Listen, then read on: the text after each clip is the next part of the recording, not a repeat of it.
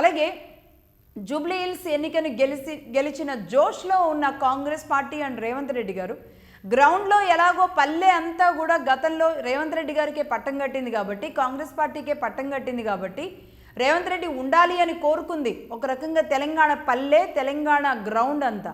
But అర్బన్కి వచ్చే వరకు మాత్రం అలా జరగలేదు. కానీ ఇప్పుడు అర్బన్ జూబ్లీ హిల్స్ కూడా కైవసం చేసుకున్న తర్వాత ఇంకాస్త జోష్లో రేవంత్ రెడ్డి పల్లెల్లోకి వెళ్ళి ప్రచారాలలో ముందుకు వెళతారా?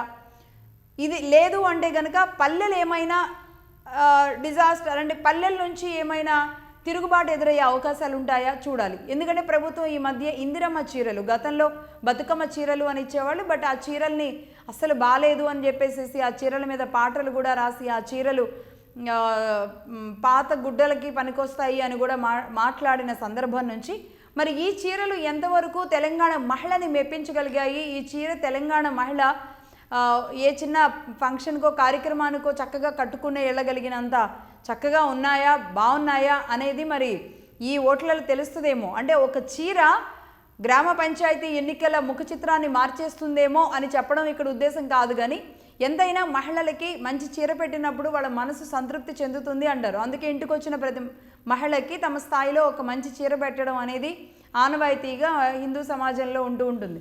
బట్ ఈ నేపథ్యంలో మరి ఈ చీరల ఫార్ములా, ఇందిరమ్మ చీరల ఫార్ములా తెలంగాణలో రేవంత్ రెడ్డికి ఎంతవరకు కలిసి వస్తుందో చూడాలి.